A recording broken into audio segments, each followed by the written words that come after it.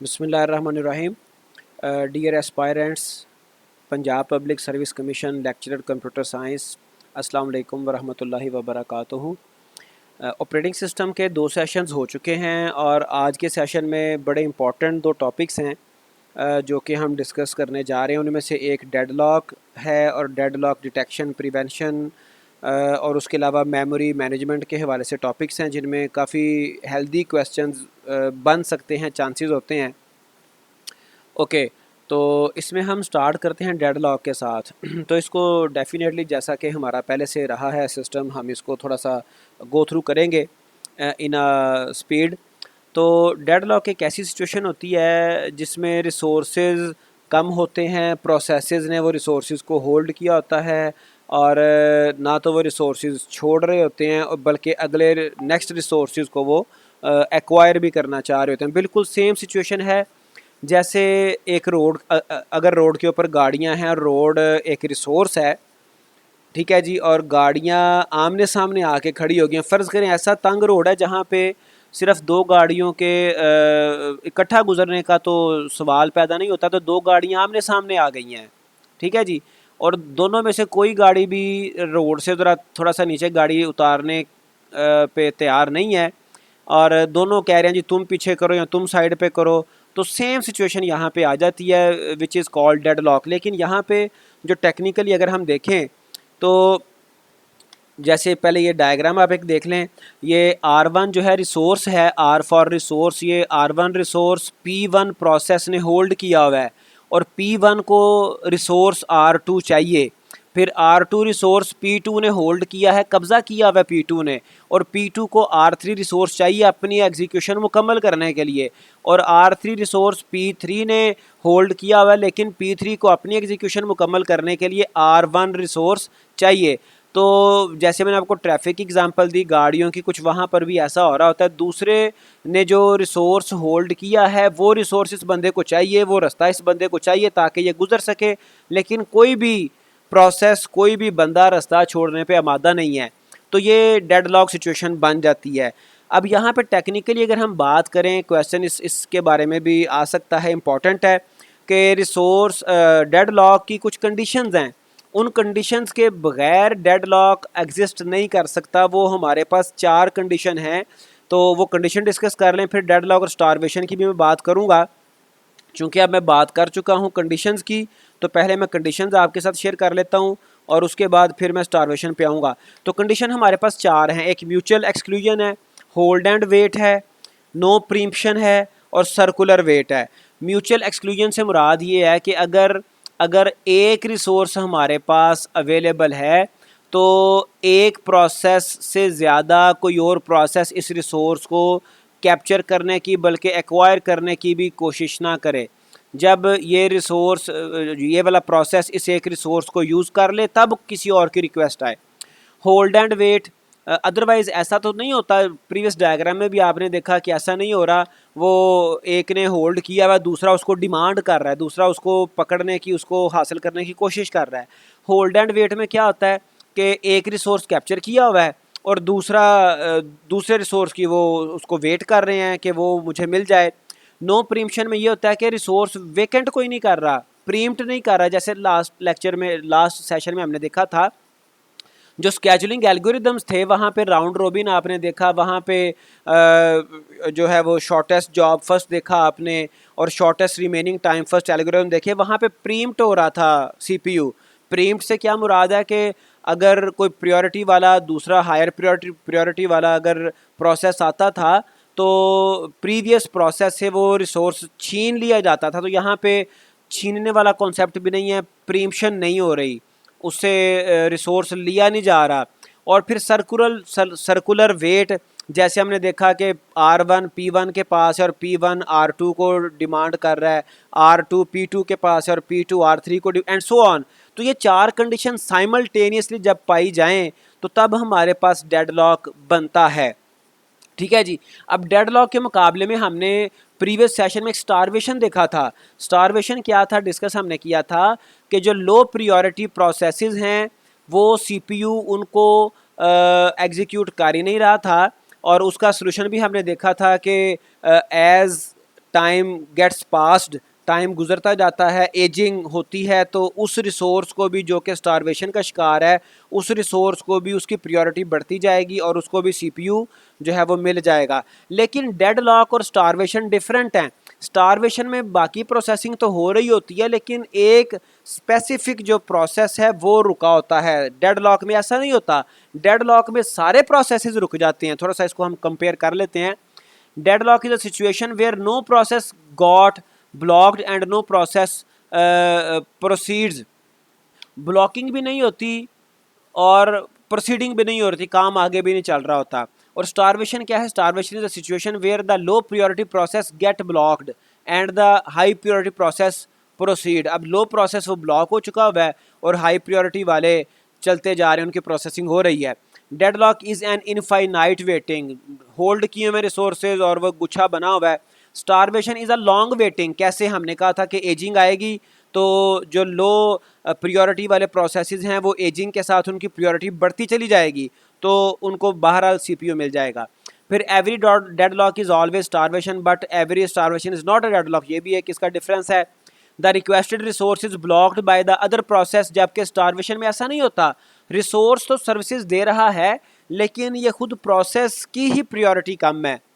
फिर deadlock happens when mutual exclusion, hold and wait, no preemption and circular wait occurs simultaneously. चारों condition बैक वक्त exist करनी चाहिए। जबकि स्टारवेशन तब होल्ड करता है, तब आता है जब प्रायोरिटी लो हो जाए और उसको हम अच्छे तरीके से मैनेज ना कर पा रहे हों। तो ये दोनों में डिफरेंस है और डेडलॉक की डिफरेंट कंडीशन यहाँ पे डिस्कस भी की गई हैं। म्यूचुअल एक्सक्लूजन, अगर इसकी प्रॉपर डेफिनेशन देखें, a resource can only be shared in mutually exclusive manner. It implies that two processes can not use the same resource at the same time. ठीक है जी। तो इसकी बेशुमार रियल टाइम से एग्जांपल्स मिल सकती हैं। अगर एक घर में एक बाइक है और 3-4 ब्रदर उसको यूज़ करना चाह रहे हैं, तो एक वक्त में दो सेम टाइम पे यूज़ नहीं कर सकते, उसकी कोई ना कोई प्रायोरिटी, कोई ना कोई मैकेनिज्म बनाना चाहिए। ठीक है जी। Mutual exclusion. फिर होल्ड एंड वेट, अगर एक ने waits for some resource while holding another resource. ऐसा नहीं है कि आपने बाइक को होल्ड किया हुआ है और किसी दूसरी चीज़ का वेट कर रहे हैं। मतलब आपको गाड़ी भी है, घर पे गाड़ी भी एक है, बाइक भी है, क्या आपने बाइक को होल्ड किया हुआ है और आप गाड़ी का वेट कर रहे हैं, या दूसरे भाई ने गाड़ी को होल्ड की हुई है और बाइक का वेट कर रहा है, कोई भी नहीं छोड़ रहा। ठीक है जी। फिर तीसरा नो प्रीम्पशन, इसमें यही है कि आप जो हो रिसोर्स होल्ड किया उसको आप लीव नहीं कर रहे। ठीक है जी। वंस कैजुअल्ड, तो टिल द कंप्लीशन आप उसको लीव नहीं कर रहे। और सर्कुलर वेट इस डायग्राम से आपको नज़र आ रहा है, P1 जो है वो R1 को होल्ड किया हुआ है और R2 को वो डिमांड कर रहा है। P2 ने R2 होल्ड किया और R3 को डिमांड कर रहा है। P3 ने R3 होल्ड किया और R1 को डिमांड कर रहा है। एक सर्कल बन रहा है। ठीक है जी। ओके, अब इसको हैंडल करने की स्ट्रेटजीज़ क्या क्या हैं डेडलॉक को? इसकी कुछ स्ट्रेटजीज़ हैं। इग्नोरिंग डेडलॉक, डेडलॉक प्रिवेंशन है, डेडलॉक अवॉइडेंस है, डेडलॉक डिटेक्शन एंड रिकवरी है। अब इसको हम थोड़ा सा थोड़ा सा कम्प्रीहेंसिवली देखेंगे। इग्नोरिंग से मुराद ये है कि आप डेडलॉक को बॉदर ही नहीं कर रहे, आप अपने रिसोर्सेज वेस्ट नहीं कर रहे डेडलॉक को हैंडल करने के लिए, आप अपने सिस्टम की परफॉर्मेंस के ऊपर फोकस कर रहे हैं। एक कोटेशन यहाँ पे मैं शेयर करना चाहूँगा जो डेडलॉक, इग्नोरिंग डेडलॉक को जो है वो बेटर एक्सप्लेन कर सकती है। इंग्लिश क्या कोटेशन है कि the person who want to conquer the Mount Everest doesn't count the cost of his shoes. ठीक है, तो जिसने माउंट एवरेस्ट को कंकर करना है वो अपने शूज़ की कीमत के में नहीं फंसता। फिर एक और मुझे यहाँ पे बैठे एग्जांपल याद आ गई कि कायद अज़म से किसी ने कहा कि जो हिंदू हैं वो आपके बारे में उन्होंने ये बात की है, आपके बारे में इल्ज़ाम लगाया है, ऐसी बातें की हैं, तो हमने उनका जवाब देना है। कायद अज़म ने आगे से जवाब दिया, कहा अपने वर्कर को कहा कि जो भौंकते हैं उनको भौंकने दो, हमने उनसे बेहतर काम करना है। यानी कि आप डेडलॉक्स को, आप दूसरों की प्रॉब्लम्स को, दूसरों के हसद को या दूसरों की चीज़ों को आप बॉदर ही नहीं करते, उनको आप इग्नोर कर रहे होते हैं। ठीक है, तो यहाँ पे स्ट्रेटजी ये है डेडलॉक को टैकल करने की, हैंडल करने की, कि आप डेडलॉक को बॉदर ही नहीं कर रहे। और विंडोज़ में और जो हमारे normal single user operating system है वहाँ पर यही स्ट्रेटजी अपनाई जाती है। आपको याद होगा जब रिसोर्सेज भी इतने नहीं होते थे और डेडलॉक आ जाता था तो अल्टीमेटली हमें विंडोज़ रीस्टार्ट करना पड़ती थी, हमें सिस्टम रीस्टार्ट करना पड़ता था। तो इग्नोरिंग डेडलॉक में अल्टीमेटली ऐसी सिचुएशन बन जाती है, we have to restart our system. लेकिन with the passage of time resources ही बहुत बढ़ चुके हुए हैं, सीपीयू बड़े फास्ट मल्टी कोर आ गए हैं और उसके अलावा रैम बढ़ गई है और इस तरह की चीज़ें, जिससे हमें इग्नोरिंग डेडलॉक की सूरत में भी जो ओएस इग्नोरिंग डेडलॉक की स्ट्रेटजी को अपनाते हैं वहाँ पर भी हमें सिस्टम को रीस्टार्ट सम टाइम नहीं करना पड़ता, बल्कि मोस्ट ऑफ द टाइम नहीं करना पड़ता। तो ये तो सिंपल सी एक डेडलॉक को हैंडल करने की स्ट्रेटजी थी। और उसके बाद है हैंडलिंग डेडलॉक। इसमें आ जाता है सेकंड स्ट्रेटजी डेडलॉक प्रिवेंशन, कि आप डेडलॉक को प्रिवेंट करते हैं। इसमें इसके पीछे क्या साइंस है कि हमारे पास 4 कंडीशंस हैं। First condition is mutual exclusion, second is hold and wait, third is no preemption, fourth is circular wait. तो ये 4 कंडीशन ऐसे हैं जैसे एक टेबल की जो 4 जो हैं वो लेग्स हों, तो हमने उसको क्या करना होता है, हम किसी एक लेग को अगर तोड़ दें, एक कंडीशन को हम अकर ही ना होने दें, तो हमारी जो डेडलॉक प्रिवेंशन हो सकती है। डेडलॉक अवॉइडेंस में भी कुछ स्ट्रेटजीज़ हैं कि आप डेडलॉक को अवॉइड करते हैं कि डेडलॉक आए ना। उसकी स्ट्रेटजी ये होती है कि आप सेफ स्टेट और अनसेफ स्टेट मेंटेन करते हैं और सेफ स्टेट में ही प्ले करते हैं, अनसेफ स्टेट में जाने ही नहीं देते। आप कोई रिसोर्स रिलीज़ ही नहीं करते किसी प्रोसेस के लिए कि वो अनसेफ स्टेट में जा सके। तो अवॉइडेंस की ये टेक्निक है। फिर डिटेक्शन में हम डेडलॉक को अकर होने देते हैं और फिर हम डिटेक्ट करते हैं कि डेडलॉक अगर हो तो नहीं गया, अगर हो गया है डिटेक्शन हमें हो गई है, फिर हम उसको रिकवर करते हैं। तो थोड़ा सा हम प्रिवेंशन की बात करेंगे डिटेल में। आपको मैंने एग्जांपल दे दी 4 लेग्स की और टेबल की। तो इसको प्रिवेंट करने के लिए हमारे पास चारों में से किसी एक कंडीशन को हमने तोड़ना होता है, किसी एक कंडीशन को हमने जो है वो अकर नहीं होने देना होता। तो अगर हम म्यूचुअल एक्सक्लूजन की बात करें तो म्यूचुअल एक्सक्लूजन में हमने ये डिस्कस किया था कि रिसोर्स अगर हमारे पास एक है तो एक से ज़्यादा प्रोसेस उसको रिक्वेस्ट ही ना करे। ठीक है जी। तो इसको अवॉइड करने के लिए हमारे पास क्या स्ट्रेटजी है जी, इसको अवॉइड करने के लिए स्ट्रेटजी है स्पूलिंग की।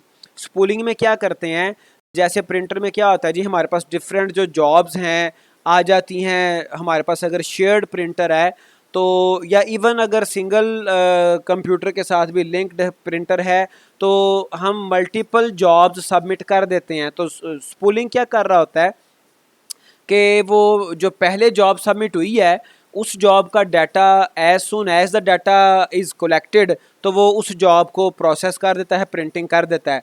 फिर जो दूसरी जॉब सबमिट हुई है, जब उसका डाटा आ जाता है तो उसको वो प्रिंट कर देता है। जैसे यहाँ पे देखें, प्रिंटर को 5 जॉब सबमिट हुई हैं। जब पहली जॉब का डाटा मुकम्मल उसे मिल जाएगा तो ये प्रिंटिंग कर देगा। फिर जब दूसरी जॉब का मुकम्मल डाटा मिल जाएगा तो first come first serve basis पे ये इसकी प्रिंटिंग करता चला जाएगा। ठीक है जी। लेकिन ये जो स्पूलिंग है ये अक्सर डिवाइसेस के साथ, अक्सर रिसोर्सेज के साथ पॉसिबल नहीं है। although spooling can be an effective approach to violate mutual exclusion, but it suffers from 2 kinds of problem. This cannot be applied to every resource. Her resource के साथ ऐसा नहीं हो सकता। हर रिसोर्स के साथ स्पूलिंग हम अफोर्ड नहीं कर सकते, कोई मेमोरी बफरिंग अफोर्ड नहीं की जा सकती।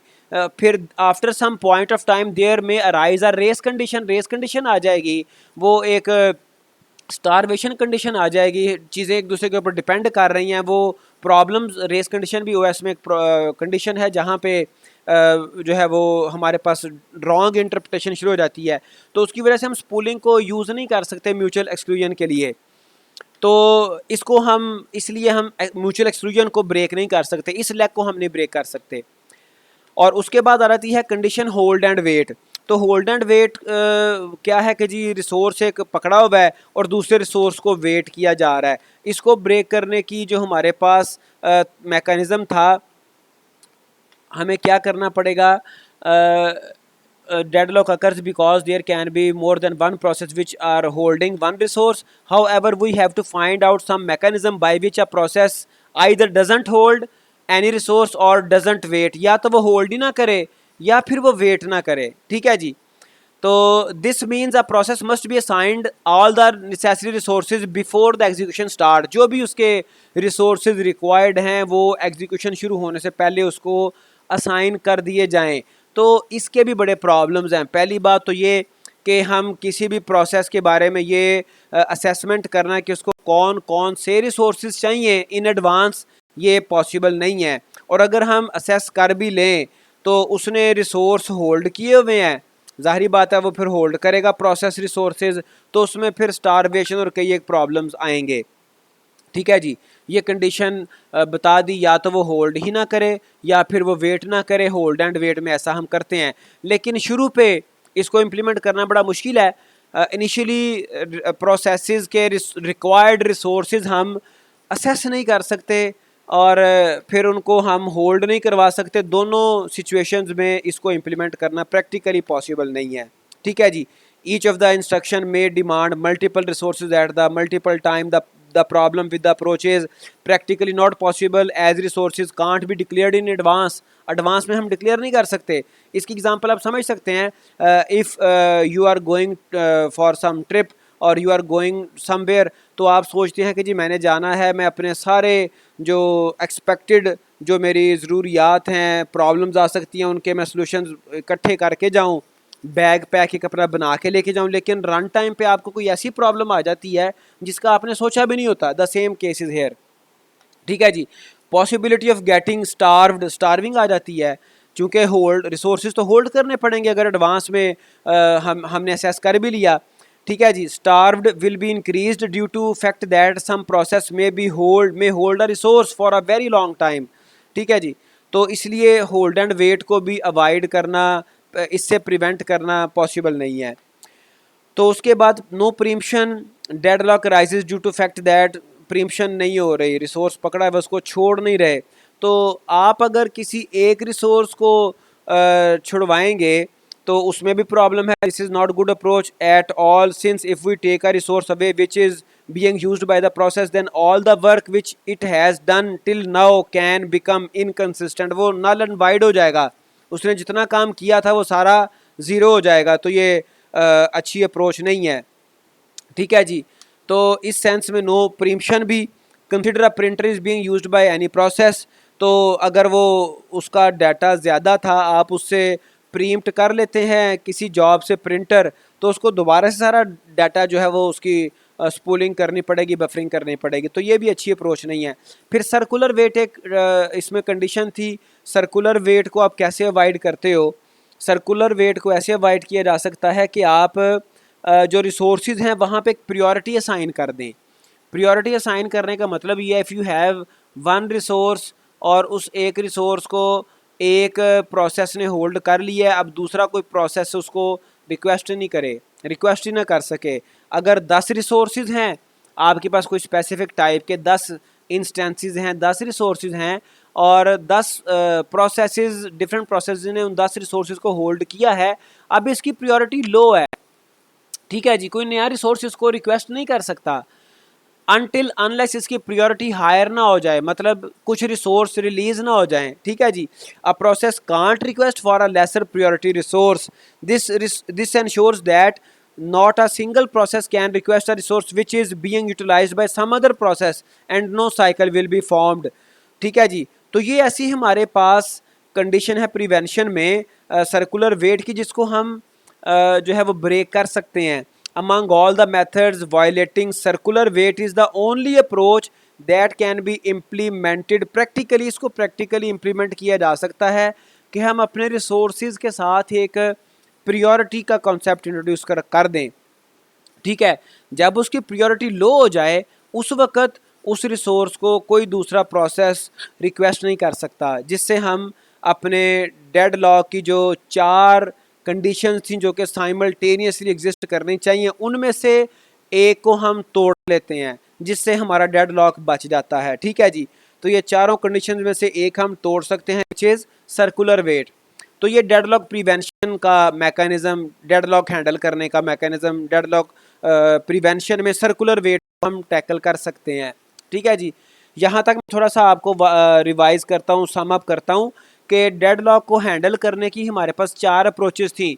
पहली थी इग्नोरिंग डेडलॉक, वो अक्सर ओएस करते हैं इस अप्रोच को फॉलो, वो अपने कोई रिसोर्स इन्वेस्ट ही नहीं करते, डेडलॉक को हैंडल करने के लिए और डेडलॉक को अल्टीमेटली मुकम्मल तौर पे इग्नोर करते रहते हैं। अगर डेडलॉक आ जाए तो फिर यूज़र को अल्टीमेटली या तो उसे सिस्टम अपना रीस्टार्ट करना पड़ता है या फिर उसे कोई एक्सप्लिसिटली जाके जैसे हम करते हैं रिसोर्सेज कुछ प्रोसेसेस को स्टॉप करवाना पड़ता है, उनको डाई करवाना पड़ता है। ठीक है जी। तो दूसरी हैंडलिंग टेक्निक थी प्रिवेंशन। प्रिवेंशन में 4 जो हमारे पास जो कंडीशंस हैं डेडलॉक की, उनमें से किसी एक कंडीशन को हम तोड़ देते हैं तो उसमें सर्कुलर वेट की पॉसिबिलिटी है, प्रैक्टिकली हम इसको ब्रोकन कर सकते हैं। अच्छा, उसके बाद थर्ड जो टेक्निक है हैंडल करने की वो आ जाती है, थर्ड टेक्निक आ जाती है डेडलॉक अवॉइडेंस। तो डेडलॉक अवॉइडेंस में क्या होता है, the request for any resource will be granted if the resulting state of the system doesn't cause deadlock in the system. तो इसमें हम सेफ स्टेट और अनसेफ स्टेट, दो स्टेट्स हम जो है ना वो मेंटेन करते हैं। तो सिर्फ सेफ स्टेट वाले जो रिसोर्सेज हैं, जो रिसोर्सेज सेफ स्टेट में हैं, सिर्फ हम वही रिसोर्सेज जो है वो अलाउ करते हैं। ठीक है जी। In order to avoid deadlock, the process must tell OS the maximum number of resources a process can request to complete its execution. ठीक है जी। The simplest and most useful approach states that the process should declare the maximum number of resources of each type it may ever need. इस तरह से हम deadlock को avoid कर सकते हैं, सेफ एंड अनसेफ स्टेट हम बना लेते हैं। तो सेफ एंड अनसेफ स्टेट में हमें कुछ चीज़ें ट्रैक करना पड़ती हैं। हमें अपने number of available resources, number of instance of resources को हमें काउंट करना पड़ता है और उसके अलावा हमें जो है वो अपने प्रोसेसेस को, जो रिसोर्सेज हमने अलॉट किए हैं वो काउंट करने पड़ते हैं और फिर हम जाके डेडलॉक को अवॉइड करते हैं। ओके जी। तो डेडलॉक अवॉइडेंस में हम क्या कर रहे होते हैं, इसमें फ़र्ज़ करें यहाँ पर ये आपके सामने एक टेबल है, जो रिसोर्सेज हमारे असाइंड हैं, हम जो रिसोर्सेज असाइन कर चुके हैं उनको ट्रैक हमें करना पड़ता है, यानी कि ओएस को ट्रैक करना पड़ता है, और जो रिसोर्सेज रिक्वेस्ट किए गए हैं उनको ट्रैक करना पड़ता है, और फिर हमारे पास जो टोटल अवेलेबल रिसोर्सेज हैं उनको ट्रैक करना पड़ता है। मैं ज़रा बात को आपको क्लियरली एक्सप्लेन करने की कोशिश करता हूँ। देखें यहाँ पर जो अवेलेबल सिनेरियो, जो एग्ज़ाम्पल डिस्कस की जा रही है, 4 प्रोसेसेस हैं A, B, C and D, और हमारे पास 4 किस्म के ही रिसोर्सेज हैं, टाइप 1, टाइप 2, टाइप 3, टाइप 4। ये माइट भी पॉसिबल, ये CPU है, रैम है, कुछ भी किसी भी किस्म के रिसोर्सेज हैं। तो टोटल जो रिसोर्सेज हमारे जो यूज़ हो रहे हैं, असाइंड हैं, वो टाइप 1 के 6 रिसोर्सेज असाइंड हैं, टाइप 2 के 2 रिसोर्सेज असाइन कर दिए गए हैं, टाइप 3 के 8 रिसोर्सेज और टाइप 4 के 3 रिसोर्सेज।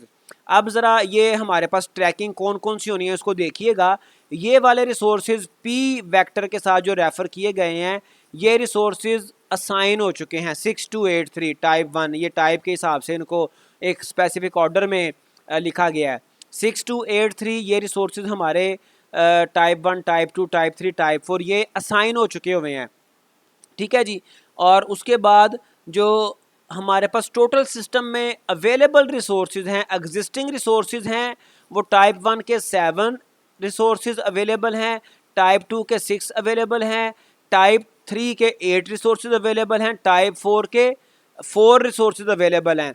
तो ये असाइन करने के बाद जो हमारे पास अब अवेलेबल बाकी रिसोर्सेज हैं वो कौन से हैं, टाइप 1 के 1 रिसोर्स, ठीक है जी, टाइप 2 के 4 रिसोर्स अवेलेबल, ये रिसोर्सेज हैं अवेलेबल, टाइप 1 का 1, टाइप 2 के 4, टाइप 3 का 0 और टाइप 4 का 1 रिसोर्स अवेलेबल है। और जो रिक्वेस्टेड हैं वो ये वाले हैं 4 5 3 4, जो कि यहाँ पर एक और वेक्टर में 4 5 3 4 लिखे हैं। अब यहाँ पर देखिएगा सेफ एंड अनसेफ स्टेट से क्या मुराद है। अब ये जो रिसोर्स टाइप 1 है ये फ़िलहाल सेफ स्टेट में है। हम एक रिसोर्स टाइप 1 का मज़ीद एलोकेट कर सकते हैं, असाइन कर सकते हैं, और टाइप 2 के मज़ीद 4 रिसोर्स एलोकेट कर सकते हैं। रिक्वेस्ट तो 5 की है, 5 की रिक्वेस्ट है रिक्वेस्टेड, लेकिन हम एक रिसोर्स असाइन कर सकते हैं। फिर जो टाइप 3 के रिसोर्सेज हैं वो अनसेफ स्टेट में है। ये वाला टाइप 3 चूँकि 0 रिसोर्स अवेलेबल है तो ये अनसेफ स्टेट में है, इसको हम असाइन नहीं करेंगे, इसकी रिक्वेस्ट को हम ऑब्लाइज ही नहीं करेंगे। ठीक है जी, ये अनसेफ स्टेट में है। और फिर जो चौथा रिसोर्स है ये भी वन अवेलेबल है हमारे पूल में, हमारे अवेलेबल रिसोर्स में वन है भी पड़ा हुआ, तो इसको भी मैं वन रिसोर्स असाइन कर सकता हूँ। तो ये वेक्टर जब भी कोई नया रिसोर्स असाइन किया जाएगा, जब भी कोई नया रिसोर्स हमारे पास वेकेंट होगा, रिलीज होगा, तो ये वेक्टर, ये इन्फॉर्मेशन, ये वाली जो सेंटर में इन्फॉर्मेशन है, ये इन्फॉर्मेशन हमारी अपडेट होगी। ठीक है जी। और इस इंफॉर्मेशन की अपडेशन पर फिर हम सेफ स्टेट और अनसेफ स्टेट को डिसाइड करेंगे, और रिसोर्सेज को हमने रिलीज़ करना है, असाइन करना है कि नहीं करना, वो हम डिसीजन, हमारा ओएस डिसीजन लेगा। तो ये तीसरी टेक्निक है डेडलॉक को हैंडल कर। अब चौथी डेडलॉक हैंडल करने की जो डेडलॉक को हैंडल करने की जो चौथी हमारे पास स्ट्रेटजी है वो है डेडलॉक डिटेक्शन एंड रिकवरी। इसमें इसमें आप यूँ समझ लें कि हम उस वक्त तक डेडलॉक को इग्नोर करते हैं जब तक वो हैपन नहीं कर जाता, जब तक वो अकर नहीं कर जाता, यानी कि हम उसको प्रिवेंट करने की भी कोशिश नहीं करते, हम उसको अवॉइड करने की भी कोशिश नहीं करते। प्रिवेंशन में क्या था कि हम जो है वो कोई 4 कंडीशन में से किसी एक कंडीशन को, सर्कुलर वेट को हम जो है वो एग्जिस्ट होने ही नहीं देते, उसको अकर होने ही नहीं देते। ठीक है जी। और अवॉइडेंस में क्या था, हम सेफ और अनसेफ स्टेट मेंटेन करते हैं, और अनसेफ स्टेट में हम किसी रिसोर्स को जाने ही नहीं देते थे। तो लेकिन दोनों तरह के टेक्निक्स में कोई रिसोर्सेज हमारे सिस्टम के एडिशनल रिसोर्सेज वो इन्वेस्ट हो रहे थे। ठीक है जी। लेकिन ये जो हमारे पास डेडलॉक हैंडलिंग की टेक्निक है, इसमें क्या है कि हम डेडलॉक अकर होने देते हैं। ठीक है। और जब डेडलॉक हमारा एग्जिस्ट कर जाता है, फिर हम डिसाइड करते हैं कि कैसे हम अब इस डेडलॉक को हमने कैसे, इसको अब हमने छुड़वाना कैसे, इसमें से हमने बाहर कैसे आना है। बिल्कुल वैसे ही मुझे बाकी सिटीज़ का तो नहीं पता, हमारे सिटी शेखुपुरा में क्या होता है।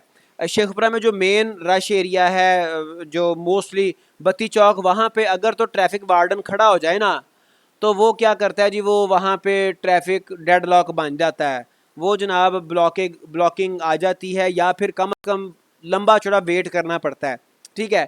लेकिन अगर जो वार्डन है वो ना खड़े हो ना, चूँकि वार्डन ने क्या करना है, उसने एक साइड ब्लॉक कर देनी है, 3-4 वार्डन खड़े होते हैं हर साइड पे, वो एक साइड ब्लॉक कर देते हैं, और फिर उसमें काफ़ी वेट करना पड़ जाता है। अगर वार्डन ना खड़े हो तो बहरहाल काम स्मूथली चलता रहता है, ऐसा वो चौक बना हुआ है कि काम चलता रहता है।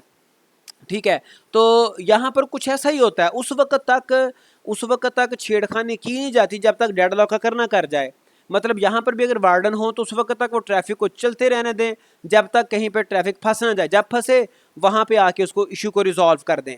तो सेम कुछ इशू यहाँ पे डिटेक्शन एंड रिकवरी में होता है। क्या in this approach the OS doesn't apply any mechanism to avoid or prevent the deadlock, वो डेडलॉक होकर होने देता है। ठीक है जी। बस वो ये चेक करता है, देखता है, अलार्म उसके पास होता है कि कहीं पे डेडलॉक जो है वो अकर तो नहीं कर गया, अगर तो अकर कर गया है फिर वो कोई स्ट्रेटजी लगाता है। ठीक है जी। In case it finds any of the deadlock then the OS will recover the system, वो सिस्टम को रिकवर करता है। ठीक है जी। और रिकवर करने के लिए उसके पास फिर क्या ऑप्शंस होती हैं, उसके पास 2 ऑप्शंस होती हैं कि अगर तो उसके पास सिंगल इंस्टेंस रिसोर्स था, जैसे अगर एक ही कॉपी है रिसोर्स की, फ़र्ज़ करें वो सीपीयू है, वो सिंगल सीपीयू की कॉपी है या सिंगल कोर है, या फिर कोई और भी रिसोर्स, कोई रजिस्टर हो सकता है, कोई और रिसोर्स हो सकता है, तो फिर साइकिल को डिटेक्ट करता है। और अगर मल्टीपल इंस्टेंसेस हैं फिर सेफ्टी एल्गोरिदम को वो रन करता है। ठीक है जी। If a cycle is being formed in the system then there will definitely be a deadlock, तो अगर तो साइकिल है तो एक डेडलॉक है। On the other hand in multiple instances resource type graph detecting a cycle is not just enough, तो वहाँ पे सिर्फ साइकिल जो है वो काफ़ी नहीं है, कुछ और हमें मैकेनिज्म भी देखना पड़ेगा। ठीक है जी। और उसके बाद अगर तो वो डिटेक्ट कर लेता है डेडलॉक को, फिर उसको रिकवर करने के लिए 2 प्रोसेस होते हैं, या तो रिसोर्सेज की बेस पे वो प्रोसेस होते हैं, या फिर रिसोर्सेज की बेस पे डिसीजन लेना होता है, या फिर प्रोसेसेस की बेस पे लेना होता है। अगर तो रिसोर्सेज हैं तो फिर क्या जी, रिसोर्सेज को प्रीम्प्ट कर लिया जाता है, या फिर रोल बैक किया जाता है किसी एक रिसोर्स को। और अगर प्रोसेसेस की बेस पर है तो किसी एक प्रोसेस को किल किया जाता है, या फिर सारे प्रोसेसेस ही किल कर दिए जाते हैं। ठीक है जी, अक्सर आपने देखा होगा ओएस में कि कोई एक सम टाइम आपका सिस्टम हैंग होना शुरू होता है और आपका कोई एक रिसोर्स कोई एक प्रोसेस, फॉर एग्ज़ाम्पल आपका MS पावर पॉइंट है, वो जनाब मुकम्मल तौर पे बंद हो जाता है। जितने उसके आपने फ़र्ज़ करें 2 3 4 आपने पावर पॉइंट स्लाइड्स ओपन की हुई थी, या फिर डॉक्यूमेंट्स थे, आपने को 5-7 डॉक्यूमेंट्स ओपन किए हुए थे, वो सारे के सारे यकलख्त बंद हो जाते हैं और सम टाइम कोई एक प्रोसेस बंद होता है। ठीक है जी, तो इसको देखते हैं। अगर तो रिसोर्सेज हैं, we can snatch one of the resource from the owner of the resource. Owner of the resource यानी कि प्रोसेस से हम रिसोर्स स्नैच कर लेते हैं। ठीक है जी, और सम टाइम ऐसा होता है प्रीम्प्ट द रिसोर्स कर लेते हैं। क्या करते हैं, दूसरी स्ट्रेटजी क्या है, roll back to the safe state. हम किसी प्रोसेस को उसको रोल बैक करते हैं, वापस उस स्टेट तक लेके जाते हैं कि वो कोई मतलब वहाँ पे डेड लॉक एग्जिस्ट नहीं कर रहा होता। ठीक है जी, तो रिसोर्सेज के हवाले से हमारे पास ये स्ट्रेटजी है। और अगर हमने प्रोसेस के ऊपर वर्क करना है तो हम एक प्रोसेस किल करते हैं, और एक प्रोसेस किल करना जो ना ये बेटर अप्रोच है। ठीक है जी, इसमें क्या होता है कि हमारा एक प्रोसेस किल करने से अगर तो डेडलॉक ख़त्म हो जाए तो ठीक, वरना फिर हम दूसरा प्रोसेस किल करते हैं और डेडलॉक ख़त्म होने तक हम किलिंग करते रहते हैं। और अगर हम सारे प्रोसेस किल कर दें तो ये अच्छी स्ट्रैटेजी इसलिए नहीं है कि हमारे सिस्टम की परफॉर्मेंस जो है ना वो डिग्रेड हो जाती है, और हमारे जो प्रोसेसेस हैं उनको, उनकी जितना भी प्रोग्रेस थी, जितने भी उनकी प्रोसेसिंग हुई थी, वो सारी की सारी वेस्ट हो जाती है। तो ये कुछ इंपॉर्टेंट टॉपिक्स थी, चीज़ें थी इसके डेडलॉक डिटेक्शन और रिकवरी, डेडलॉक हैंडलिंग के वाले से, तो जिनको हमने भी डिस्कस। जी, आगे स्टार्ट हो जाता है टॉपिक मेमोरी मैनेजमेंट। अब मेमोरी हमारा एक बहुत अहम रिसोर्स है। अभी जैसे हमने डेडलॉक की बात की, रिसोर्सेज की बात की, प्रोसेसेस की बात की, तो मेमोरी इटसेल्फ एक बहुत बड़ा रिसोर्स है और इसको हमें मैनेज करना पड़ता है। ठीक है जी, तो इसको मैनेज हमने क्या, हमारा कॉन्सेप्ट क्या है कि जो मेमोरी है, जितने भी हमारे प्रोग्राम्स रन करने होते हैं, जब वो रन करेंगे तो प्रोसेस कहलाएंगे, और वो प्रोसेसेस अल्टीमेटली मेमोरी में आने होते हैं। तो जितनी हमारी मेमोरी लार्ज होगी या फिर ज़्यादा प्रोसेसेस के लिए अवेलेबल होगी, उतना हमारे सिस्टम की एफिशिएंसी वो ज़्यादा होगी। तो ज़्यादा से ज़्यादा प्रोग्राम्स को या प्रोसेसेस को मेमोरी में लाने के लिए हमें मेमोरी को मैनेज करना पड़ता है। तो मेमोरी को मैनेज करने के लिए हमारे पास कुछ स्ट्रेट फॉरवर्ड कुछ टेक्निक्स है, पहले हम वो देख लेते हैं और फिर हम कुछ एडवांस टेक्निक्स है उनको हम देखेंगे। तो स्ट्रेट फॉरवर्ड में हमारे पास एक टेक्निक है फिक्स्ड पार्टीशन की।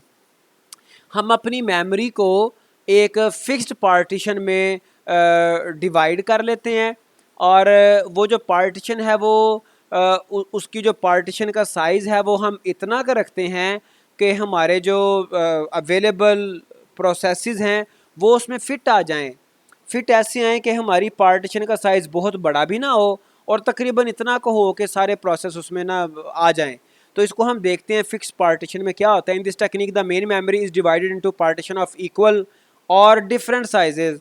ठीक है जी, the operating system always resides in the first partition, और बाकी जो पार्टीशन हैं वो हमारे जो प्रोसेसेस हैं उनके लिए अवेलेबल होती है। इसमें कुछ प्रॉब्लम्स आती हैं। एक है इंटरनल फ्रेगमेंटेशन। इंटरनल फ्रेगमेंटेशन कब आती है, जब हमारे पास फिक्स्ड पार्टीशन हमने की हो। ठीक है जी, तो वो क्या सिचुएशन है वो मैं आपको इस डायग्राम से बताता हूँ। यहाँ से आप देखें कि हमारे पास जो पार्टीशन है वो इस डायग्राम के अकॉर्डिंग ये 4 MB की पार्टीशन है। ठीक है जी, 4 MB की पार्टीशन है, और जो हमारे प्रोसेसेस हैं मोस्ट ऑफ द प्रोसेसेस वो 3 MB के हैं, और 1 MB यहाँ पे फ्री रह गया। फिर ये 3 MB का है, 1 MB फ्री रह गया। फिर ये 3 MB का है, 1 MB, बल्कि सारे प्रोसेसेस ही 3 MB के और 1 MB हर प्रोसेस में फ्री रह रहा है। ठीक है जी, P1 P2 P3 P4 4 processes memory में है, और ब्लॉक जो था हमारा वो पार्टीशन जो थी वो हमारी 4 MB की थी। तो हर पार्टीशन से 1 MB हमारा बच गया। तो ये इंटरनल फ्रेगमेंटेशन हो गई। इंटरनल फ्रेगमेंटेशन कैसे कि प्रोसेस P5 अब 4 MB का है और 4 MB हमारे यहाँ पे मेमोरी में अवेलेबल हैं, लेकिन ये 4 MB किसी काम के नहीं हैं, चूँकि वो 4 MB टुकड़ों में पड़े हुए हैं। इसको हम इंटरनल फ्रेगमेंटेशन कहते हैं। इंटरनल कैसे, कि हमारी पार्टीशन के अंदर स्पेस कंज्यूम्ड है, तो ये इंटरनल फ्रेगमेंटेशन कहलाती है। ठीक है जी। और फिर उसके बाद इसका एक डिसएडवांटेज एक्सटर्नल फ्रेगमेंटेशन भी है। एक्सटर्नल फ्रेगमेंटेशन इसके थोड़ा सा डिफरेंट उसका कॉन्सेप्ट है कि यहाँ पर तो था ना कि हमारे पास हर पार्टीशन के अंदर स्पेस अवेलेबल है। अगर आप इसकी डेफिनेशन को भी देखें तो आपको बात क्लियर हो जाती है कि if the size of the process is lesser than the total size of the block, ठीक है जी, total size of the partition, then some size of the partition got wasted and remain unused. जो आपकी partition के अंदर जो waste memory है वो इंटरनल फ्रेगमेंटेशन कहलाती है। जो एक्सटर्नल फ्रेगमेंटेशन है वो क्या है, the total unused space of various partitions can not be used to load the process even though there is a space available but not in the contiguous form, वो internal fragmentation external fragmentation कहलाती है। अब दोनों का आपस में link तो है लेकिन दोनों डिफरेंट भी हैं। अगर मैं इस डायग्राम को देखूं तो यहाँ पर ये इंटरनल फ्रेगमेंटेशन हो रही है एक, ये दूसरी इंटरनल फ्रेगमेंटेशन हो रही है, ये तीसरी इंटरनल फ्रेगमेंटेशन, ये चौथी इंटरनल फ्रेगमेंटेशन। लेकिन ये चारों मिल के 4 MB वेकेंट स्पेस तो है हमारे पास, लेकिन वो कंटीजियस नहीं है, एक जगह पर इकट्ठी नहीं है। तो इस कॉन्सेप्ट को हम एक्सटर्नल फ्रेगमेंटेशन कहते हैं। ठीक है जी। तो ये एक्सटर्नल फ्रेगमेंटेशन है, ये उसने यहाँ पे शो की गई है। ठीक है। तो दोनों फिक्स्ड पार्टीशन के दोनों डिसएडवांटेजेस आ जाते हैं।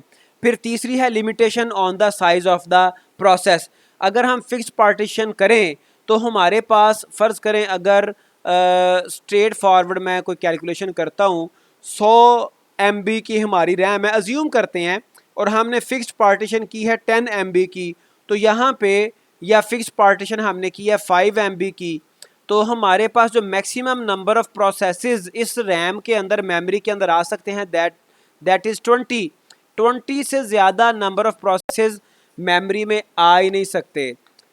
सो it is also disadvantage, limitation on the size of the, अच्छा size of the process, size of the process के ऊपर भी लिमिटेशन है। अगर मैंने 5 MB का साइज़ फिक्स्ड पार्टीशन कर दी तो 5 से बड़ा जो है, 5 से बड़ा 6 MB का साइज़ जो है इसमें फ़िक्स नहीं हो सकता, 6 MB का प्रोसेस यहाँ पे आ ही नहीं सकता। और ये आपका limitation on the size of the process हो गई। और इससे अगला जो है वो maximum degree of multi programming, वो भी कवर हो गई कि यहाँ पे हमारे पास 20 से ज़्यादा प्रोसेसेस भी मेमोरी में नहीं आ सकते। तो जो number of processes in the memory होते हैं वो मल्टी प्रोग्रामिंग की डिग्री कहलाती है। अगर 100 MB की रैम है और उसके मैंने 5 MB की पार्टीशन कर दी तो मेरी जो मल्टी प्रोग्रामिंग की डिग्री है वो 20 होगी। तो डिग्री ऑफ मल्टी प्रोग्रामिंग भी फिक्स हो गई है फिक्स पार्टीशन की वजह से। तो ये 4 इसके डिसएडवांटेजेस हैं। अब इंटरनल फ्रेगमेंटेशन और एक्सटर्नल फ्रेगमेंटेशन वो आपस में इंटरलिंक्ड हैं। ठीक है जी। और जो limitation on the size of the process है और मल्टी प्रोग्रामिंग की डिग्री का जो लिमिटेशन है, ये दोनों आपस में इंटरलिंक्ड हैं। कैसे, दोबारा मैं रिपीट कर देता हूँ कि अगर मैंने 100 MB की रैम को 5 फिक्स साइज़ की पार्टीशन में डिवाइड किया तो मेरे पास 20 पार्टीशंस हो गई। अब यहाँ पे 2 डिसएडवांटेज निकलेंगे। पहला कौन सा, कि 6 MB का प्रोसेस में यहाँ पे जो है वो ओबलाइज नहीं कर सकता, उसको मैं यहाँ पे प्रोसेस नहीं करवा सकता। तो maximum size of the process के ऊपर भी लिमिटेशन लग गई और मैक्सिमम नंबर ऑफ़ प्रोसेसेस के ऊपर भी लिमिटेशन लग गई। और जो maximum number of processes in the RAM है ये मल्टी प्रोग्रामिंग की डिग्री कहलाती है। तो ये फिक्स्ड पार्टीशन के साथ ये कुछ चीज़ें एसोसिएट कर रही थी। तो इसके बाद हमारा आ जाता है कॉन्सेप्ट, फिक्स्ड पार्टीशन के बाद आ जाता है डायनामिक पार्टीशन। और डायनामिक पार्टीशन में क्या था, डायनामिक पार्टीशन में हम ये करते हैं कि हम स्टार्टिंग पे पार्टीशन करते ही नहीं हैं, इनिशियली पार्टीशन हम डिक्लेयर ही नहीं करते, बल्कि हम जब प्रोसेसेस लोड होते हैं मेमोरी में हम उस वक्त पार्टीशन को डिक्लेयर करते हैं, पार्टीशन हम कर रहे होते हैं और वो डायनामिक साइज टाइप के होते हैं। ठीक है जी। The size of each partition will be equal to the size of the process. हर पार्टीशन का साइज प्रोसेस के साइज के अकॉर्डिंग ही वो पार्टीशन होगी। ठीक है जी। तो इसमें ये होता है कि इंटरनल फ्रेगमेंटेशन को हम अवॉइड कर लेते हैं, इंटरनल फ्रेगमेंटेशन हमारी अवॉइड हो जाती है। और जो है वो जैसे यहाँ पर आप देखें कि प्रोसेस P1 साइज़ 5 MB का था और हमारे जो पार्टीशन का साइज़ है वो भी 5 MB है। प्रोसेस P2 का साइज़ 2 MB था, पार्टीशन का साइज़ भी 2 MB है। आप इसको ना देखें इस तरह से कि ये ब्लॉक से एक साइज़ के नज़र आ रहे हैं। आप यहाँ पे जो इसकी कैप्शन या डिस्क्रिप्शन लिखी है उसको उसके ऊपर रिलाई करें। प्रोसेस P3 3 MB का है और ये 3 MB का ही यहाँ पे पार्टीशन का साइज़ हो गया। प्रोसेस P4 4 MB का है और यहाँ पे जो 4 MB का ही हमारे पास जो पार्टीशन हो गई। ठीक है जी। तो ये डायनामिक पार्टीशनिंग का ये कॉन्सेप्ट है। लेकिन यहाँ पे इंटरनल फ्रेगमेंटेशन तो नहीं हो रही इनिशियली, बट जो एक्सटर्नल फ्रेगमेंटेशन है वो होती है। इंटरनल फ्रेगमेंटेशन का ना होना डायनामिक पार्टीशन का एडवांटेज है। ठीक है जी। और इसमें जो मल्टी प्रोग्रामिंग की डिग्री है वो भी बढ़ जाती है और साइज़ ऑफ द प्रोसेस के ऊपर भी कोई लिमिटेशन नहीं होती। किसी भी साइज़ का प्रोसेस आपका यहाँ पे ओबलाइज हो सकता है, एंटरटेन हो सकता है और मल्टी प्रोग्रामिंग की डिग्री भी बढ़ जाती है। ये कुछ इसके एडवांटेजेस हैं। बट जो एक्सटर्नल फ्रेगमेंटेशन है वो यहाँ पर भी आती है। वो कैसे? जैसे ये डायग्राम सिर्फ यहाँ पे दी गई है। फ़र्ज़ करें कि प्रोसेस P1 और प्रोसेस P3 ये कंप्लीट हो गए हैं। प्रोसेस P1 जो था ये P1 पार्टीशन 1 ये 5 MB का है और प्रोसेस जो प्रोसेस P1 हुआ है फ्री और P3 हुआ। P3 की जो थी स्पेस वो 3 MB थी। तो टोटल हमारे पास 5 MB और 3 MB 8 MB हमारे पास वेकेंट हो गए और हमारे पास P5 है जो कि 8 MB का है। तो 8 MB यहाँ पे 5 MB फ्री है, 3 MB फ्री है, प्रोसेस 8 MB का है। लेकिन हम उसको ओबलाइज नहीं कर सकते, हम उसको एंटरटेन नहीं कर सकते चूँकि दोनों जो फ्री स्पेसिस हैं वो डिफरेंट जगहों पे हैं, वो इकट्ठी नहीं है। ठीक है। चूँकि इकट्ठी नहीं है हम 8 MB के प्रोसेस को यहाँ पे जो है वो एड अप नहीं कर सकते। ठीक है जी। तो ये इसका डिसएडवांटेज है एक्सटर्नल फ्रेगमेंटेशन। तो इस एक्सटर्नल फ्रेगमेंटेशन को जो है वो मज़ीद बेटर करने के लिए डायनामिक पार्टीशनिंग में हमें कुछ और इसका सॉल्यूशन करना पड़ता है। हम कॉम्प्लेक्स मेमोरी एलोकेशन करते हैं, हम बार बार मेमोरी को एलोकेट कर रहे होते हैं। ये इसका एक और डिसएडवांटेज है डायनामिक पार्टीशनिंग में। हमें देखना पड़ता है प्रोसेस किस साइज़ का है और हमें किस साइज़ की पार्टीशन करनी है, ये भी इसका डिसएडवांटेज है। लेकिन हम जो हमारे पास एक्सटर्नल फ्रेगमेंटेशन है उसको टैकल करने के लिए कंपैक्शन का एक कॉन्सेप्ट आ जाता है। कंपैक्शन में क्या होता है? कंपैक्शन में हम जो हमारे पास डिफरेंट वेकेंट मेमोरी लोकेशंस हैं उनको हम इकट्ठा करते रहते हैं। ठीक है जी। क्या ये 5 MB और 3 MB डिफरेंट जगहों पर थे? जैसे यहाँ पर डायग्राम में आप देख सकते हैं ये डिफरेंट जगहों पर थे, हमने इसको कॉम्पैक्ट कर दिया, हमने इनको इकट्ठा कर दिया। ठीक है जी। हमने 5 और 3 को जोड़ दिया और जो 8 MB का जो प्रोसेस था वो यहाँ पे एंटरटेन हो जाएगा। ठीक है जी। लेकिन कंपैक्शन के भी कुछ प्रॉब्लम है। इसके प्रॉब्लम क्या है कि OS को काफ़ी सारा काम करना पड़ता है, ऑपरेटिंग सिस्टम को उसे कॉम्पैक्ट करने में, मेमोरी को कॉम्पैक्ट करने में टाइम लगाना पड़ता है। मेमोरी को आगे पीछे जो प्रोसेसेस हैं जिन्होंने मेमोरी कंज्यूम की है उनको एक जगह से दूसरी जगह शिफ्ट करने में, मेमोरी को कॉम्पैक्ट करने में टाइम वेस्ट करना पड़ता है। कंपैक्शन में इसको बेटर करने के लिए एक बिट मैप डाटा स्ट्रक्चर है, इसको इंट्रोड्यूस किया गया। ठीक है जी। और बिट मैप में क्या करते थे हम, ये 0 और 1 बिट्स हम फ्लैग बिट हम इंट्रोड्यूस कर लेते थे। जो हमारे पास जो प्रोसेसेस हमारे पास जो है वो बिज़ी थे, जिन्होंने स्पेस को बिज़ी किया हुआ था, उनके साथ हम 1 बिट जो है वो कर लेते थे अटैच, और जो फ्री हैं उनके साथ 0 बिट अटैच कर लेते थे और होल्स को फिर हम जल्दी से उनको आपस में कॉम्पैक्ट कर लेते थे। लेकिन फिर ये जो हमारे पास 0 बिट है 1 बिट है, इनको सेव करवाने के लिए भी हमें एक्स्ट्रा स्पेस रिक्वायर्ड थी, जो कि कंपैक्शन के लिए भी मतलब इसकी परफॉर्मेंस को डिग्रेड कर रही थी। तो कंपैक्शन का एक और सोल्यूशन है लिंक लिस्ट। तो लिंक लिस्ट में हम क्या कर रहे हैं, जैसा कि लिंक लिस्ट का काम है, हम एक 3 पोर्शंस वाली लिंक लिस्ट यूज़ करते थे। हम क्या करते थे, जहाँ पर होल अवेलेबल है, जहाँ पर वेकेंट मेमोरी अवेलेबल है, उसको उसको उसको हम आइडेंटिफाई करते थे और स्टार्ट इंडेक्स अपना हम कर रहे होते थे ट्रैक, और एंड इंडेक्स ट्रैक कर रहे हो। जैसे यहाँ पर आप देखें, ये 0 से 99 तक ये प्रोसेस P1 के पास स्पेस बिजी है, फिर 100 से 199 तक ये स्पेस हमारी फ्री है, ठीक है जी। 200 से 299 तक हमारी जो स्पेस है ये जो है वो प्रोसेस P2 ने कंज्यूम की हुई है, और 300 से 399 तक जो स्पेस है ये वेकेंट है, ठीक है जी, कॉम्पैक्ट है और वेकेंट है। तो इस तरह से हम एक लिंक लिस्ट यूज़ करते थे जो कि कंपैक्शन का एक बेटर सोल्यूशन था, ठीक है जी। फिर कंपैक्शन में प्रोसेसेस को जो है वो फिट करने के लिए हमारे पास कुछ एल्गोरिदम्स थे। फर्स्ट फिट एल्गोरिदम था, नेक्स्ट फिट एल्गोरिदम था, बेस्ट फिट एल्गोरिदम था, और वर्स्ट फिट एल्गोरिदम था, और क्विक फिट एल्गोरिदम था। फर्स्ट फिट से क्या मुराद है कि हम मेमोरी के टॉप से शुरू करते थे। फर्स्ट करें, ये हमारी मेमोरी है, टॉप पे ओएस पड़ा हुआ है, यहाँ से हम शुरू करते हैं फर्स्ट फिट में। और जी, तो फर्स्ट फिट में क्या होता था, फ़र्ज़ करें जैसे यहाँ पर ये हमारे पास मेमोरी हमें नज़र आ रही है, तो यहाँ से ओएस सर्च करता।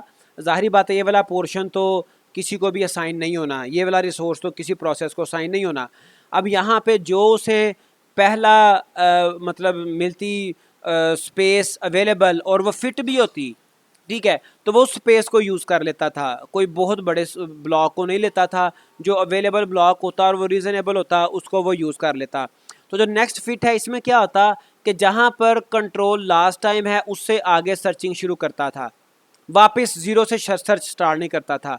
बेस्ट फिट में क्या करता, वो एंटायर देखता, एंटायर ब्लॉक्स देखता, और उनमें से जो ब्लॉक एग्जैक्टली जहाँ पे मेमोरी वेस्ट नहीं होती वो उस ब्लॉक को चूज़ करता था। ये प्रीवियस भी हमारी एक डिस्कशन रही थी परफेक्टनेस और करेक्टनेस के ऊपर। तो इसमें सिर्फ वो परफेक्ट ब्लॉक ढूंढता था।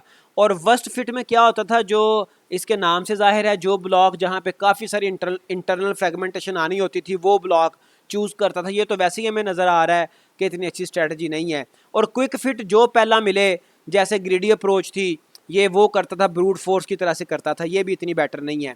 अब इन तीनों में से अच्छी कौन सी है? तो अब इन तीनों में हमने डिसाइड करना है कि कौन सी स्ट्रेटजी, कौन सा एल्गोरिदम बेहतर है। तो जो फर्स्ट फिट है वो इसलिए बेहतर नहीं है कि जो हमें मिला वही, सॉरी, फर्स्ट फिट, बल्कि बेस्ट फिट की पहले बात करते हैं। बेस्ट फिट इसलिए बेहतर नहीं है कि हमें बेहतरीन ब्लॉक ढूंढने पे काफ़ी सारा टाइम लग सकता है, और हमारे पास दो स्ट्रेटजीज़ होती हैं। एक स्ट्रेटजी होती है परफेक्शन में काम करना, और एक स्ट्रेटजी होती है कोई सूटेबल मामला हो तो हम उस पर इम्प्लीमेंटेशन शुरू कर दें, ठीक है। तो बेस्ट फिट तो परफॉर्मेंस को डिग्रेड करती है और बहुत सारा टाइम बेस्ट फिट को फाइंड आउट करने पे लग जाता है। और नेक्स्ट फिट ये है कि वो शुरू से नहीं सर्च करता, तो ये भी हमारे पास अच्छी अप्रोच नहीं है। तो फर्स्ट फिट अप्रोच अच्छी है कि जो हमें रीज़नेबल अच्छा हमें ब्लॉक मिले उसको हम यूज़ कर लें, ठीक है। तो इन सब अवेलेबल एल्गोरिदम्स में से फर्स्ट फिट एल्गोरिदम बेहतरीन है, जिसको हम डायनामिक जो हमारे पास पार्टीशनिंग है उसमें हम लिंक लिस्ट के साथ यूज़ कर लेते हैं first fit approach.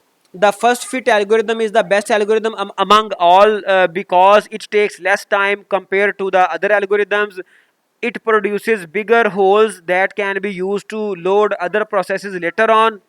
It is easiest to implement. बाकी जो बेस्ट फिट है वो बड़ा मुश्किल है उसको इम्प्लीमेंट करना, तो जो फर्स्ट फिट है वो एल्गोरिदम बेटर है कि हम इसको चूज़ कर सकते हैं। जी, तो अब हमने डायनामिक पार्टीशनिंग के कुछ डिसएडवांटेजेस देखे। तो इसका जो मेजर था एक्सटर्नल फ्रेगमेंटेशन, इसका डिसएडवांटेज है। और आगे फिर इसमें फिर मज़ीद कुछ कॉन्सेप्ट्स आ जाते हैं। लॉजिकल एड्रेस स्पेस है, और ये इस एड्रेस स्पेस से मुराद ये है कि जो प्रोग्रामर है वो किस एड्रेसेस को, किस जो है एड्रेसेस को वो यूज़ कर सकता है। जैसे यहाँ पे इस डायग्राम में आप देख सकते हैं कि ये डेफिनेटली एक बुक से डायग्राम ली गई है, जो हमारी फेमस बुक है ऑपरेटिंग सिस्टम की, सिल्वर शेड्स की। तो इसमें आप देखें कि जो हर एक प्रोसेस के साथ एक बेस एड्रेस एसोसिएटेड होता है और फिर एक उसकी लिमिट होती है या फिर और ये दोनों रजिस्टर्स में सेव होती हैं मेमोरीज। जैसे कि यहाँ पे देखें, a base and a limit register define a logical address space. तो बेस एड्रेस में वैल्यू क्या थी, ये लिखी हुई है 3000040, ये इसका बेस एड्रेस का जो वैल्यू थी, और इसमें जब लिमिट को ऐड करेंगे तो ये इसकी टोटल एड्रेस स्पेस जो है वो कहलाएगी। तो उसके बाद फिर कॉन्सेप्ट आ जाता है protection of memory with base and limit address register. Sometime ऐसा होता है कि किसी ऐसी मेमोरी को रेफ़र किया जा रहा होता है जो कि एग्जिस्ट नहीं कर रही होती, या फिर कोई प्रॉब्लम की जा रही होती है हमारी मेमोरी के साथ। तो सीपीयू क्या करता है, जो उसको एड्रेस मिलता है मेमोरी का, तो उसको पहले वो बेस से कंपेयर करता है। अगर तो वो बेस से ज़्यादा है या बेस के बराबर है, अगर बेस से कम है फिर जो है वो वहाँ यहाँ पे ट्रैप आ जाता है। और अगर बेस से ज़्यादा है या इसके बराबर है, फिर उसको बेस के साथ वो लिमिट को ऐड करता है और फिर उसको मैप करके तो फिज़िकल मेमोरी के साथ जो है वो वहाँ तक पहुँचा देता है। ठीक है जी। फिर यहाँ पे जो हमने डायनामिक जो है वो पार्टीशनिंग का कॉन्सेप्ट देखा, वहाँ पर एक्सटर्नल फ्रेगमेंटेशन आ जाती है। तो कुछ और भी इश्यूज थे, तो जिसकी वजह से फिर सेगमेंटेशन का कॉन्सेप्ट आया। सेगमेंटेशन ये क्या होता है, ये हमारे पास लॉजिकल एड्रेस स्पेस है जहाँ पे यूज़र्स के डिफरेंट जो है वो प्रोसेसेस पड़े हुए हैं, और इसमें हमारे पास एक सेगमेंट टेबल आता है। तो हर एक लॉजिकल जो हमारे पास एड्रेस स्पेस है उसको एक सेगमेंट टेबल से देख के हम फिज़िकल मेमोरी तक मैप कर सकते हैं। जैसे कि देखें, सेगमेंट ज़ीरो है, सेगमेंट ज़ीरो इसका जो बेस है वो 1400 है। बड़ा सिंपल सा कॉन्सेप्ट है, और इसकी जो लिमिट है वो 1000 है। तो ये 1400 से स्टार्ट होगा सेगमेंट ज़ीरो, ये सब रूटीन जो है सेगमेंट ज़ीरो, ये 1400 से स्टार्ट होगा और 1000 लिमिट है इसकी। जैसे यहाँ पे देखिए सेगमेंट ज़ीरो हमें मिल रहा है। फिर उसके बाद सेगमेंट फोर की बात कर लें, सेगमेंट फोर जो है ये 4700 इसका बेस है।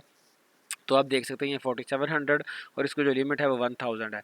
तो सेगमेंटेशन भी हम अपने जो हमारे लॉजिकल एड्रेस स्पेस है, जो हमारे पेजेस होते हैं, प्रोसेसेस होते हैं, उनको मेमोरी में मैप करने के लिए यूज़ करते हैं। इसके भी कुछ ड्रॉबैक्स हैं, बेनिफिट्स भी हैं। एग्जांपल हम देखते हैं। As an example, consider the situation shown in 8.9। We have 5 segments number 0 to 4। The segments are stored in physical memory as shown. ये साथ राइट साइड पे वो फिजिकल मेमोरी भी दिखाई गई है, रैम आपकी दिखाई गई है। The segment table has a separate entry for each segment giving the beginning address, जिसको बेस कहा जाता है, of the segment in physical memory और base and the length of the segment which is called as limit.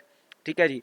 तो for example segment two is 400 byte. जो segment two है, यहाँ पे हमारे पास ये मेन प्रोग्राम है, और ये देखें 400 बाइट इसकी लिमिट है, और स्टार्ट कहाँ से रहा है, 4300 से। तो ज़ाहिर बात है 4300 पे अगर आप जाएंगे तो ये आपको मिल जाएगा।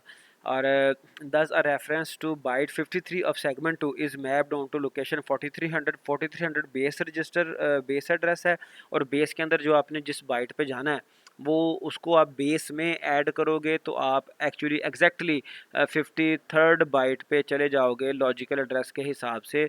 अपने जो आपकी लॉजिकल एड्रेस स्पेस में जो सेगमेंट आपका सेगमेंट नंबर 2 था, उसके 53rd एड्रेस पे आप पहुंच जाओगे। ठीक है जी।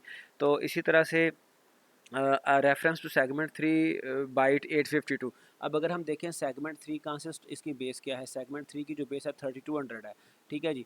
तो 3200 में जब 852 ऐड करेंगे तो ये 4052 आ जाएगा। 3200 में 852 ऐड किए 4052।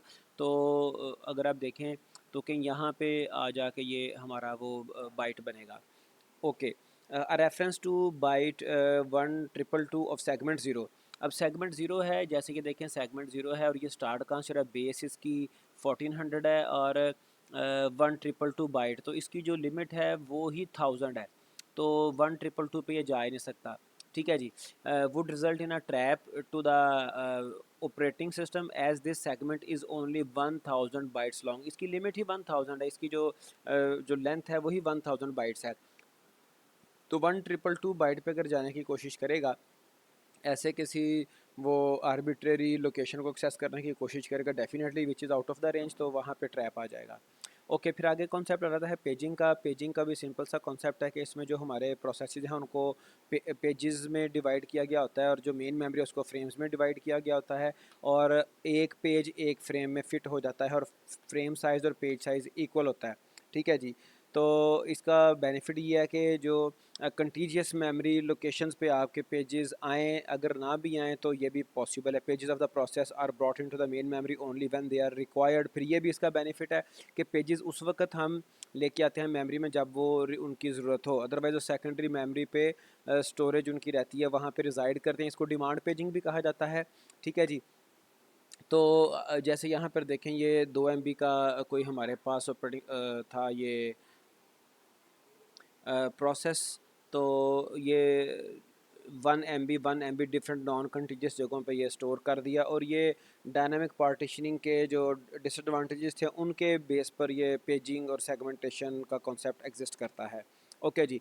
फिर मज़ीद देखें, यहाँ पर ये कॉन्सेप्ट आ गया कि जितने नंबर ऑफ़ जो साइज़ पेजेस का है वही साइज़ फ्रेम्स का है, और जो प्रोसेसेस के पेजेस हैं वो फ्रेम्स के साथ मैप करते हैं। ठीक है जी। जैसे यहाँ पर देखें 4 प्रोसेसेस हैं, P1 P2 P3 P4, और ये रैम के अंदर या फिर फिज़िकल मेमोरी के अंदर, मेन मेमोरी के अंदर ये जो है वो मतलब रिज़ाइड कर रहे हैं। चूँकि इनिशियली जो है वो एक सीक्वेंस से आ जाएंगे। इनिशियली जो हमारी रैम थी वो फ्री थी, P1 पहले आ गया, P2 फिर P3 फिर P4।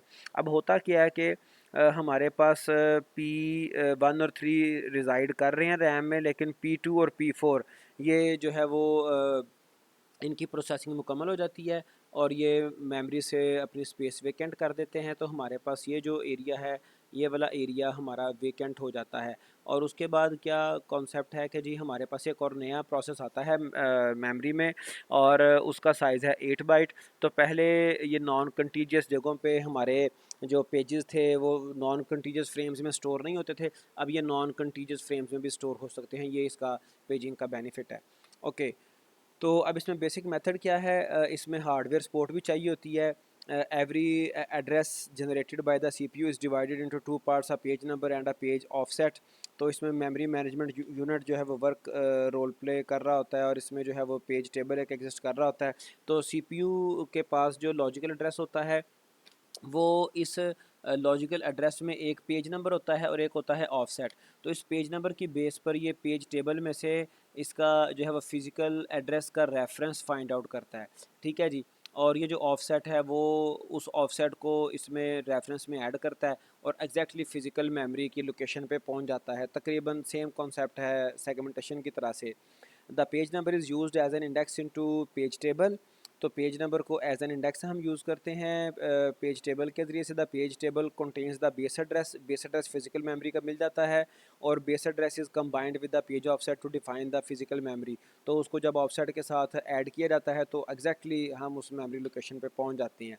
जैसे यहाँ पे देखें, हमारे पास ये लॉजिकल मेमोरी है और ये डिफरेंट हमारे पेजेस हैं, प्रोसेसेस के पेजेस हैं, पेज 0, पेज 1, पेज 2, पेज 3। और हर जो है वो पेज के अगेंस्ट जो रेफरेंस दिया गया है वो 1437 दिया गया है। ठीक है जी।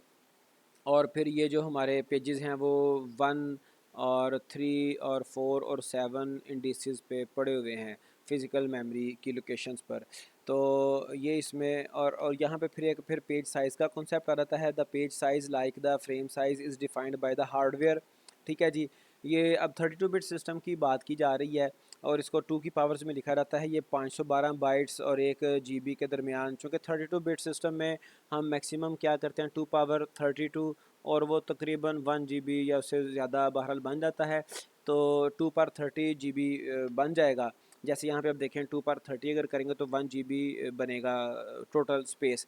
तो ये 32 बिट सिस्टम्स की बात की जा रही है। ठीक है जी। अदरवाइज़ जो हमारे लेटेस्ट सब सिस्टम है वहाँ पर पेज साइज़ ज़्यादा भी हो सकता है, but again it depends upon the hardware architecture of your system. Okay. The selection of a power of 2 as a page size makes the translation of logical text into a page number and page offset particularly easy. चूँकि हमारे पास जो memory है, storage है computer science में, वो 2 की powers में ही calculate होती है। हालांकि अगर आप देखें तो जो किलो का कॉन्सेप्ट हमारी आम लाइफ में है वो 1000 के साथ है, लेकिन यहाँ पर कंप्यूटर्स में किलो जो है वो केबी, किलो बाइट, ये 1024 से हम इसको डिनोट करते हैं। तो ये बहरहाल 2 की पावर्स में ही इजी रहता है। ये मतलब एक स्टैंडर्ड है। If the size of logical address space is 2 पर m and page size is 2 पर n, bytes, then the high order m minus n bit of the logical address designate the page number and low order bits designate the page offset. अच्छा, यहाँ पर एक और चीज़ देखें, जो paging का concept है उसका, पेजिंग का मेन बेनिफिट ये था कि हमारे पास फिजिकल मेमोरी थोड़ी है और हमारे पास जो प्रोसेसेस हैं और प्रोसेसेस के पेजेस हैं वो ज़्यादा मेमोरी कंज्यूम करनी है उन्होंने। तो फिर हम पेजिंग को इंट्रोड्यूस किया और डिमांड पेजिंग आई कि जी जिस पेज की ज़रूरत हो सिर्फ वही पेज जो है वो मेमोरी में है। बहरहाल हम ये लॉजिकल एड्रेसेस की बेस पे इसको पेजिंग को मज़ीद इसकी एग्जांपल देखते हैं। तो जैसे यहाँ पर देखें ये मेमोरी रिप्रेजेंट की गई है और ये हमारे पास लॉजिकल मेमोरी है जिसमें डेफिनेटली जो मुझे नज़र आ रहा है ये 16 टू की पावर 3 नहीं होगा, 2 की पावर 4 होगा। तो हमारे पास M4 है, N2 है, तो लॉजिकल मेमोरी 2 पर M और ये 16 हो गई। और जो जो हमारे पास साइज़ ऑफ पेज है वो 2 पर N होगा, 2 पर 2 4 साइज़ ऑफ लॉजिकल एड्रेस हो जाएगा हमारा। ठीक है जी। अब अगर आप इसको मैप करें, logical address zero is page zero offset zero, तो ये हमारे पास लॉजिकल एड्रेस ज़ीरो है और ये कहाँ पे है, ये फिफ्थ जो है वो फिज़िकल मेमोरी इंडेक्स के ऊपर है पड़ा हुआ ये वाला पेज। अगर आप देखें तो ये फिफ्थ। अब फिफ्थ को कैसे हम कंसिडर करेंगे, चूँकि हमारे पास फिज़िकल मेमोरी और हमने कहा था जो फ्रेम्स का साइज़ है, फिज़िकल मेमोरी के ऊपर फ्रेम्स होते हैं और लॉजिकल मेमोरी में हमारे पेजेस होते हैं, तो फ्रेम का साइज़ और पेज का साइज़ इक्वल है। तो जैसे ये 4 बिट जो है वो हमारे पास फ्रेम है, सॉरी पेज है और 4 बिट ही फ्रेम होगा, तो 5 इंटू 4 20 बाइट सॉरी आप कह सकते हैं। तो आप इसको देख सकते हैं कि ये अगर हमने page address zero page zero को हमने अगर रेफ़र करना ऑफसेट ज़ीरो के साथ, तो 5 इंटू हम करेंगे the logical address zero maps to physical address 20। कैसे? 5 हमारे पास इसका जो इंडेक्स यहाँ पे मौजूद था पेज टेबल में हमें जो मिला, और चूँकि इसका साइज़ 4 है फ्रेम्स का, तो 5 इंटू 4 20 और ऑफसेट ज़ीरो है। ठीक है जी, ऑफसेट ज़ीरो है, जितना ऑफसेट होगा वो हम इसमें ऐड कर देंगे 4 से मल्टीप्लाई करने के बाद। तो 20th इंडेक्स पे हम जाएंगे तो हमें हमारा पेज जो है वो मिल जाएगा। ये आप देखें 20th इंडेक्स के ऊपर हमारा जो है वो पेज पड़ा हुआ है, ज़ीरो पेज। ओके जी। उसके बाद लॉजिकल एड्रेस 3 पेज ज़ीरो है, ऑफसेट 3 है। ठीक है जी। लॉजिकल एड्रेस 3, तो लॉजिकल एड्रेस 3 पे अगर आप देखें तो ये फिज़िकल रेफरेंस 2 पे है। ठीक है जी। सॉरी, ये जो हमारे पास logical address 3 of page zero का लॉजिकल एड्रेस 3 है, तो पेज ज़ीरो फिजिकल रेफरेंस 5 पे पड़ा हुआ है। तो 5 इंटू 4 और जो ऑफसेट था वो चूँकि लॉजिकल एड्रेस 3 था, ऑफसेट 3, तो 3 इसमें ऐड करेंगे 23 फिजिकल एड्रेस हमारा निकल आएगा। और ये 20 और ये 23 यहाँ पर ये हमें we can find our content the same way. The logical address 4 is page 1 offset zero. Page 1 जो है पेज 1 6 के ऊपर पड़ा हुआ है। ठीक है जी। फ्रेम 6 के ऊपर 6 इंटू 4 24 और जो इसका ऑफसेट है ये ज़ीरो है, तो 24 के ऊपर ये हमें मिल जाएगा। ओके।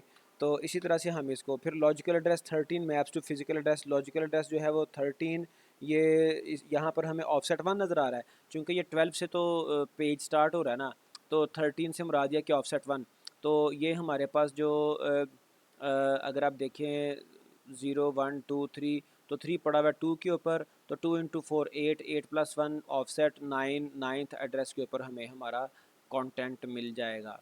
ठीक है जी। तो इस तरह से हम पेजिंग का ये कॉन्सेप्ट है, थोड़ा सा ट्रिकी भी है और इसमें सेगमेंटेशन का भी एक आ जाता है, तो दोनों में डिफरेंस हम देख लेते हैं।